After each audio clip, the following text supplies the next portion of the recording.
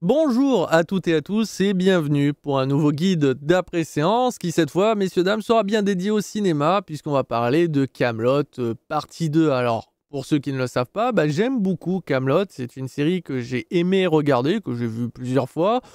Ça me fait toujours plaisir de revoir un épisode de temps en temps parce que je suis attaché aux personnages, même ceux qu'on a vus que quelques secondes, comme le roi Burgonde, Arthur Cuillard. Bah oui, ça m'a marqué, ça m'a fait rire parce que Alexandre Astier a réussi à s'approprier la légende arthurienne et à l'interpréter à sa manière et à donner vie à des personnages touchants, marquants, avec une belle évolution, hein, que ça soit du premier livre au dernier, il y a une vraie évolution pour chacun, autant que l'histoire. En plus, on a des premiers livres très orientés humour, et puis derrière, on va avoir des livres beaucoup plus dramatiques, beaucoup plus sombres, avec un Arthur qui perd pied, qui rentre en dépression, qui est malade, avec un Lancelot prêt à le tuer à tout moment. Bref, j'ai aimé l'histoire proposée par Alexandre Astier, mais qui malheureusement manquait le final, puisqu'il n'avait pas pu aller jusqu'au bout. Et on lui a donné l'opportunité avec des moyens, et donc il a pu en faire un long métrage, donc un film. Et malheureusement, lui que j'attendais particulièrement m'a déçu, puisque j'ai constaté qu'on a eu le même syndrome qu'avec Hark Corner. Ce qui marche en format court marche beaucoup moins en format long, ou alors il faut que ça soit maîtrisé. Et malheureusement, Alexandre Astier a voulu nous offrir du Kaamelott avec énormément de personnages, avec énormément de choses à voir et surtout beaucoup d'humour. Et le problème, c'est que ce qui marche pendant quelques minutes marche beaucoup moins sur plusieurs heures. Et malheureusement, ça a été très dur pour moi parce que je n'ai jamais ri dans ce film-là. J'ai trouvé que l'humour était bien moins maîtrisé, bien moins dosé. Et un exemple tout bête, hein, mais dans un des épisodes de Kaamelott, on va avoir Perceval qui va nous conter et nous expliquer les règles d'un jeu du Pays de Galles. Donc ça dure quelques secondes, c'est rapide, c'est limpide pour Perceval, sauf qu'en face de lui, on a Caradoc et le chef de l'auberge qui sont au début tout sourire, mais qui au fur et à mesure des secondes qui passent ont le visage totalement dépité, ils ne bitent rien, au point d'avoir les yeux presque qui louchent et qui nous sortent à la fin: ah mince, on n'a pas de bout de bois pour jouer, c'est dommage, on ne pourrait pas jouer à des cartes. Et vous voyez, ça dure quelques secondes, voire quelques minutes, et c'est ce qui fait que ça marche. Et puis derrière, on peut enchaîner un autre épisode qui va nous envoyer dans un autre lieu, avec une nouvelle histoire, avec de nouveaux sketchs, et c'est pour ça que ça s'enchaîne bien. Or, dans le long métrage, on a une scène un peu similaire où on va avoir un jeu avec des règles totalement farfelues qui vont nous être expliquées. Ça dure là cette fois plusieurs minutes, puis après on va nous montrer le jeu en train d'être joué, donc là à nouveau ça prend plusieurs minutes, puis on va avoir plein de personnages avec plein de blagues dites par-ci par-là, puis après on va enchaîner sur un autre groupe de personnages, et ce qui fait que là ça rallonge, et au bout d'un moment ça fait une overdose. Puis après, il y a eu aussi le souci de l'antagoniste Lancelot, qui nous avait été teasé quand même depuis le premier livre Kaamelott. On nous l'a vendu comme un antagoniste de poids, parce que mine de rien, il a quand même trahi Arthur en lui volant déjà sa femme, et puis après en voulant l'assassiner. Donc j'en attendais de le voir conquérant, de le voir prêt à se battre, prêt à affronter même l'armée burgonde avec sa propre armée, et au final, il ne se passe rien parce que Lancelot ne sert à rien. Vous le virez du premier film, ça serait exactement le même film. Alors je sais que c'est voulu de la part d'Alexandre Astier de nous montrer que Lancelot s'est vu trop beau, et il s'est vu trop arrogant en disant que lui il trouverait le Saint Graal en 2 secondes, que lui il s'entourerait que des gens intelligents et pas de glands, et au final il a que des glands autour de lui parce que tout comme Arthur, on peut pas faire de miracle, là où en plus Arthur a l'avantage, il est aidé par les dieux, ou là où Lancelot c'est pas le cas. Donc il pouvait pas faire mieux, mais j'en attendais quand même mieux pour le film, pour d'avoir un vrai pas un vrai combat qui allait clôturer Lancelot, mais un vrai combat qui montre que Lancelot dans le futur ça va être vénère. Or là honnêtement il fait peine à voir, et c'est un peu triste. Alors sûrement que c'est pour faire une enfin c'est pour être en raccord avec Arthur, qui lui aussi faisait peine à voir avec le temps, sauf que là vraiment pour Lancelot on le voit à peine, donc de le voir déjà aussi cadavérique, si on peut dire, c'est triste. Donc ouais, ça m'avait déçu. Donc ce premier film m'a tellement séché que je n'attendais pas le second. Je me suis dit ouais non, j'ai pas envie d'aller le voir, mais après tout je suis pas un livre à sa couverture, livre, hein, Kaamelott. Donc je suis quand même y allé parce qu'après tout, bah, je reste un fan de Kaamelott et je me suis dit, on sait jamais, on peut être surpris. Et au final, on retrouve tout de Kaamelott, que ça soit la série ou le premier film. Donc c'est beaucoup d'humour, beaucoup de personnages. Et quand je dis beaucoup, au total, on va suivre 8 groupes. Alors, il y en a, on les verra que quelques secondes. Mais ça veut dire quand même qu'il y a 8 groupes disséminés partout en Bretagne, avec chacun leur quête, leur truc. Ça fait énormément encaisser. Trop d'ailleurs. Quand on sait qu'il y en a certains, on pourrait vraiment les dégager, ça, ils ne servaient pas à grand chose. Mais bon, voilà. Mais au final, aussi étrange que ça puisse paraître, j'ai beaucoup plus apprécié ce second film. Alors peut-être que, vu que le premier était tellement catastrophique, j'ai relativisé, mais je trouve quand même que celui-ci est mieux dosé, mieux maîtrisé. Et même l'humour fonctionne beaucoup mieux parce que j'ai ri. Là où dans le premier, à chaque fois, j'étais en mode, mais fermez vos gueules, en fait, c'est jamais drôle. On n'est pas au même niveau que Kaamelott. C'est étonnant, alors que là, bah, je me suis plus retrouvé dans Kaamelott, je me suis plus retrouvé dans cette série qui m'a tant plu. Et c'est pour ça que ouais, j'ai apprécié ce film-là, au point que je le conseillerais à toutes ceux et celles qui n'ont pas aimé le premier film, parce qu'on sait jamais, il peut avoir un effet de surprise. Par contre, ceux qui ont détesté le premier, n'allez pas le voir, hein, ça va pas arranger les choses. Par contre, ceux qui espèrent de l'action, il n'y a pas d'action. Bah, honnêtement, je ne sais pas d'où les gens puissent dire ah ouais, il y a plein de trucs, il se passe tout le temps des choses. Non, il n'y a pas d'action spécialement, à part une embuscade, mais sinon, il se passe rien parce que, en fait, ce second film aurait été mieux en premier film. Parce que c'est clairement de la préparation. Les gens se préparent à aller à l'aventure, préparent à faire des quêtes, se préparent finalement au combat final, au troisième film. Donc c'est vrai que là, il se passe pas vraiment grand-chose. C'est beaucoup de dialogues, tout comme bah, finalement Kaamelott, hein, ça a été surtout des dialogues. Donc c'est pour ça que je trouve qu'il aurait été mieux en première place, surtout que Arthur est comme dans le premier film. Il veut pas se battre. C'est drôle, c'est que dans le premier film, donc il est à la base un esclave, il vit sa meilleure vie, puis finalement ses obligations le rattrapent. Il est obligé de, entre guillemets, reprendre Excalibur et affronter Lancelot, et il décide de le faire. Et on savait pas s'il allait redevenir le roi Arthur, mais on savait qu'il voulait, quoi qu'il arrive, repartir sur des basses scènes. C'est pour ça qu'il détruit Kaamelott, quelque part, pour faire table rase du passé et repartir sur une nouvelle aventure, entre guillemets, de nouvelles ambitions, des changements, quoi. Et je m'attendais pas à ce qu'on le retrouve en mode j'en ai toujours rien à foutre, au point de replanter Excalibur. Ça n'a aucun sens. Honnêtement, l'évolution du roi Arthur est étonnante. C'est vraiment les montagnes russes, au point de même faire des revers de montagnes russes. Pour moi, je trouve que ça fonctionne pas. J'aurais préféré une vraie continuité. Alors là, on revient en arrière. C'est pour ça que je dis que limite ce second film pourrait être en tant que premier film, tellement on revient un peu à zéro. Même pour le coup, pour Lancelot, on a l'impression de le revoir dans les derniers livres où il est en train de préparer sa vengeance. Alors que techniquement, sa vengeance, il a déjà entre guillemets commencé, sauf qu'il a juste perdu et qu'il devrait faire un baroud d'honneur. Alors que là, on a l'impression qu'il prépare sa vengeance. C'est trop bizarre. Honnêtement, j'ai pas trop compris, comme si, genre, le premier film, on l'oubliait et qu'on repartait plutôt sur une nouvelle base, comme un reboot. Et ça me pose un peu problème, mais étrangement, j'ai quand même apprécié. J'ai quand même passé un bon moment. J'ai pas trop de reproches, à part le fait qu'il y a trop de groupes.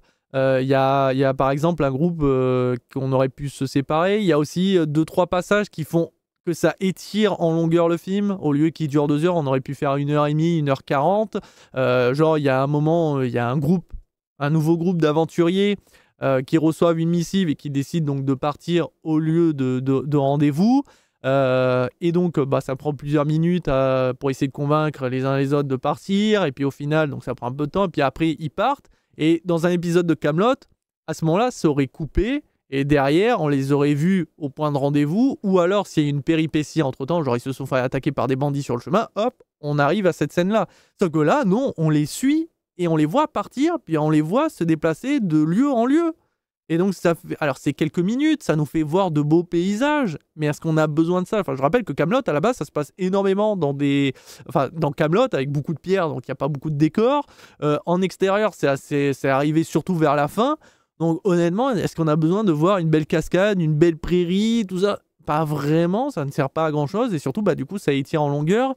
Il y a aussi le fameux passage où on va avoir 4 personnes qui parlent, dont Arthur, et il y a 2 personnages qui lui coupent systématiquement la parole. Un classique dans Kaamelott, vous me direz, je suis d'accord, sauf que là, ça coupe systématiquement la parole pendant plusieurs minutes. Et c'est pas drôle, en fait. La première fois, ok, c'est drôle parce que ça, on pense forcément à leur chamaillerie, on est en mode, bah oui, c'est eux, donc ok. Sauf que derrière, bah, ça dure, ça dure, ça dure. Et donc, le dialogue, il s'étire en longueur. Alors qu'en fait, on aurait pu faire la même chose. La première fois, il coupe la parole. Arthur les engueule. Il leur dit fermez vos gueules. Et après, donc, il continue à parler. Sauf que les deux peuvent pas s'empêcher de se chamailler. Donc, ils se chamaillent. Donc, Arthur, au bout d'un moment, au lieu de leur couper la parole, se dit bah vas-y, continue, on va parler, on va s'éloigner. Et en arrière-plan, pendant que les 2 autres avancent et discutent, on les voit se foutre sur la gueule. On voit même des gens essayer d'intervenir pour les en empêcher. Mais ça part un peu en sucette, ça part à la velo. Et là, j'aurais trouvé ça bien plus drôle. Ça aurait permis, en plus, d'avoir continué le dialogue, tout en nous faisant rire. Et ça aurait évité que bah, le dialogue s'éternise inutilement. Tout ça pour arriver à ce final-là, dont on savait que ça allait arriver là, puisqu'il partait dans cette direction. Donc ça aurait pu être plus court, bien mieux dosé. Mais voilà, il y a encore des erreurs, je trouve. Alexandre Astier n'arrive pas, je trouve, à savoir doser. J'ai l'impression qu'il veut vraiment faire plaisir entre guillemets aux fans en mode Kaamelott c'était des épisodes courts, donc on va faire des épisodes courts à l'intérieur d'un format long, comme dans le premier film, et malheureusement c'est pas toujours efficace, même si encore une fois là j'ai dit c'était mieux dosé. Il y a aussi le passage avec, alors ça dure quelques secondes là pour le coup, où on voit Caradoc se faire marave. Ça ne sert à rien, c'est supposé être humoristique, il y a même un ralenti dessus, mais j'ai pas compris la scène, donc j'avoue, il y a des fois comme ça, il y a des moments, tu te dis, oh, c'est un peu comme le mec qui ramène plein de papiers parce qu'il ramène un trésor. Alors ok, on nous fait comprendre qu'il est con, mais là, oh, c'est... Bon voilà, il y a des scènes, des fois tu tapes un peu la main sur le front, mais... Honnêtement, comparé au premier film, c'est largement de meilleure qualité et je le conseille quand même largement. Par contre, attention, vous serez surpris, il n'y a pour l'instant pas spécialement d'antagoniste précis. Alors, hormis Lancelot, puisqu'on le sait par rapport au premier film, mais là, il n'y a rien qui est vraiment défini. Comme j'ai dit, comme c'est beaucoup de préparation, on n'a pas encore... un truc qui s'active, quoi. On ne sait pas trop sur quel pied danser. Est-ce que c'est vraiment lui le méchant final? Est-ce qu'il n'y en aurait pas un autre? Tout ça. Donc, à voir. Je suis curieux de voir ce que ça va donner cette dernière partie, parce que je pense qu'elle va être assez explosive. Vu la qualité des effets spéciaux et le peu qu'il y en a, mais ils sont vraiment de qualité. Il y a moyen d'avoir quelques pouvoirs magiques, voir de nouveaux décors. Il y a moyen de se régaler sur cette dernière partie. Il me tarde de la découvrir. Pour le coup, là, je suis un peu plus hypé. Comme quoi, il y a une belle progression, un très mauvais film, puis là, un second film plutôt de bonne qualité, donc peut-être un chef-d'œuvre à la fin, comme quoi Alexandre Astier ne fait jamais les choses dans le bon sens, j'ai l'impression. Mais voilà. Maintenant, avant de clôturer cette critique, j'ai envie de parler de Perceval. Mais comme là, on va rentrer beaucoup plus dans le spoil, je préfère vous avertir, donc si vous restez là, on va parler de Perceval, s'il est présent, pas présent, tout ça, si au cas où vous n'êtes pas au courant, donc je préfère ne pas rentrer plus dans les détails maintenant, donc je vous laisse le temps de partir. N'hésitez pas donc à aller voir ce Kaamelott partie 2 si vous avez kiffé le premier film ou vous n'avez pas kiffé, n'hésitez pas, on sait jamais, vous pourriez être aussi bien surpris que moi. C'est bon? Je me oreilles? Ok, bah c'est cool, merci. Donc, Perceval, alors pour rappel, il y a eu la bande-annonce, et cette bande-annonce a montré que Perceval n'était pas présent. Et donc les gens se sont dit, c'est bizarre quand même, enfin je veux dire, on aurait dû le voir au minima dans la bande-annonce, même pendant un bref instant, enfin je veux dire, ça reste un des personnages principaux, un des personnages principaux, pardon, de la série Kaamelott, donc il est obligé d'être présent, sauf que Alexandre Astier a dit qu'il n'était pas là.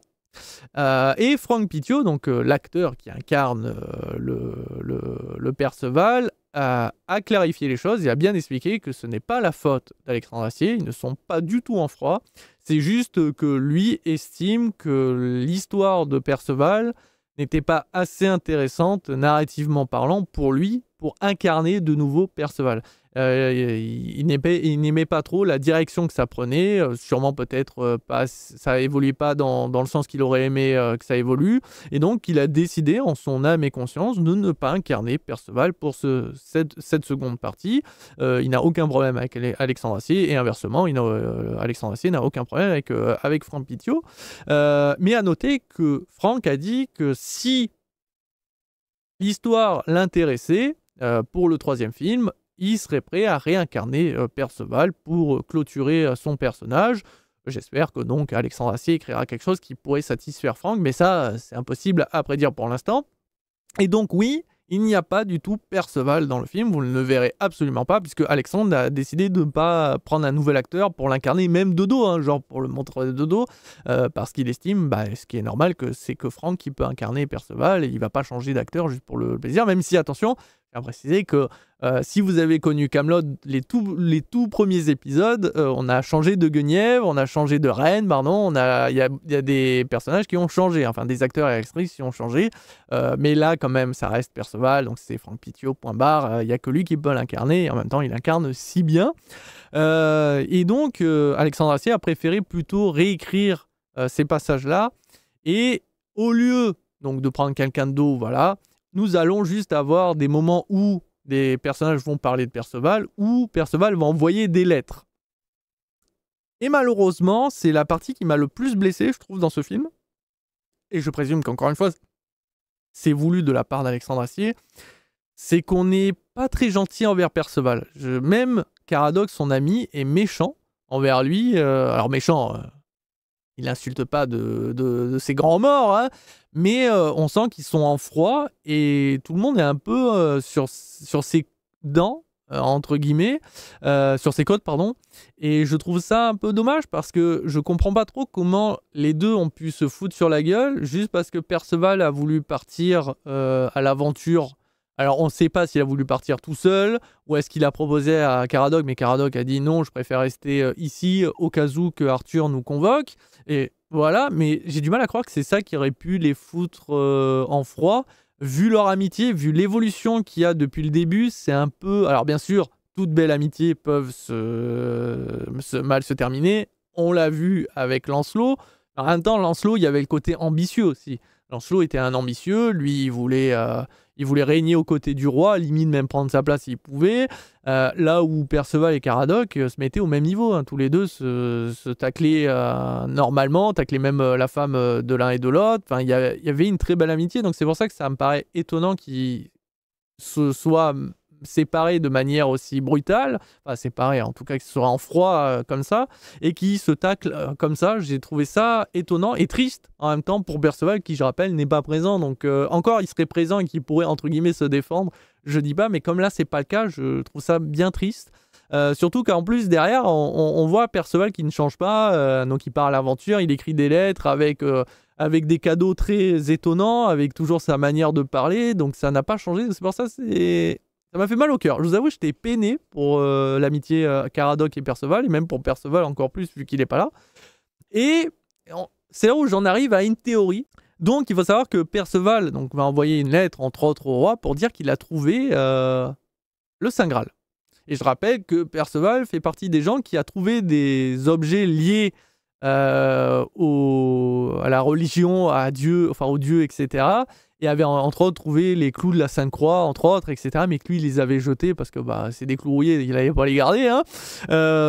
Et c'est pour ça que tout le monde, à chaque fois, enfin en tout cas ceux qui ont conscience de ces objets-là et de leur valeur, lui tomber sur le dos et lui était en mode je comprends pas. Et donc d'entendre qu'il aurait trouvé le Saint Graal est étonnant parce que lui qui est pas capable de voir des objets de valeur, alors là le Saint Graal c'est encore pire. Donc ça voudrait dire que soit il a grandi, soit il fait confiance à n'importe qui, comme souvent parce que quand il peut faire confiance à des gens qu'il ne connaît pas, il est capable de le faire. Mais je trouverais ça très drôle et même plutôt cohérent que finalement Perceval trouve le Saint Graal et qui reviennent, donc comme il dit, garder Excalibur en attendant que le roi Arthur fasse ce qu'il a à faire, et que quand Arthur reviendra, alors on ne sait pas comment il reviendra, mais s'il revient, Perceval l'attend avec le Saint Graal. Je trouve que ce sera magnifique, et c'est plutôt, je trouve, cohérent. Et donc ma théorie, parce que j'en ai une, c'est qu'en fait le Saint Graal, c'est Perceval. Après tout, c'est une réinterprétation de la légende arthurienne, donc Alexandre Astier s'est inspiré, mais s'est permis énormément de choses, et ce qui est tout à son honneur. Et rien ne définit que finalement le Saint Graal pourrait pas être un homme ou une femme, hein, mais je veux dire un être humain. Même si les dieux se seraient accordés que le Saint Graal serait, c'est quoi, une coupe, ou je sais plus comment ils avaient appelé ça, mais même eux, ne sachant pas vraiment ce qu'est le Saint Graal, pourraient totalement se planter. Et vu qu'on sait que Perceval a une grande destinée, imaginez si au final le roi Arthur, en revenant de sa bataille, peut-être à l'article de la mort, réalise que le Saint Graal n'était autre que Perceval. Puisqu'il va peut-être retirer Excalibur. C'est après tout, là il est en train de la garder, mais imaginez, il la retire. Donc enfin, moi je trouverais ça incroyable, et ça serait très beau. En tout cas, je pense que Perceval, j'espère qu'il reviendra pour le 3e film, parce que pour clôturer la légende arthurienne, il faut qu'il soit là. J'espère que Franck Pitiot va être touché par l'écriture de Alexandre Astier. J'espère qu'Alexandre Astier fera quelque chose de positif, et peut-être même que finalement Alexandre va contacter Franck pour que Franck propose quelque chose par rapport à l'histoire. Mais bon, pour l'instant, en tout cas, c'est pas dit qu'ils reviennent. Là, voilà. Mais c'est pour ça, donc oui, qu'on n'a pas vu Perceval dans le film. Et c'est pour ça que vous allez avoir plutôt des lettres. C'est un peu dommage. En tout cas, c'est vrai que il manque quelque chose. On va pas s'en manquer. Il manque ce fameux duo, parce qu'on a le duo de magiciens, mais on n'a pas le duo Caradoc et Perceval. C'est tellement dommage, parce que c'est une valeur sûre, hein, dans Camelot. Mais voilà, donc j'avais envie d'en parler, parce que mine de rien, c'était important de le souligner. Mais voilà, j'ai pas grand chose à rajouter de plus sur cette critique. Ça reste un film comique qui fera rire, je pense, bon nombre de gens. Il nous propose de l'aventure, il nous propose un beau voyage, bien mieux maîtrisé en tout cas que le premier film. Et j'espère que le 3e film, qui va nous montrer un Lancelot plus dark, et certainement un magicien rouge qui n'est pas si gentil que ça, parce que moi, ça c'est ce que j'ai en tout cas déduit, mais je peux me tromper, hein, parce que je pense que Alexandre Astier a voulu aussi le mettre dans une tenue très colorée pour que les gens se disent « Ah, mais en fait, ça va être un méchant », peut-être pas du tout. Mais je pense que monsieur est plutôt du côté maléfique que du côté gentil. Mais puis-je me tromper? Nous verrons ça. Et donc, je vous ferai certainement une critique de ce Camelot partie 3. Et on verra comment va se terminer la légende arthurienne et la vie du roi Arthur. Voilà qui conclut ce nouveau guide d'après-séance. Je vous dis à très vite et à très bientôt pour toujours plus de vidéos, que ce soit sur Twitch ou YouTube. Allez, ciao ciao les amis.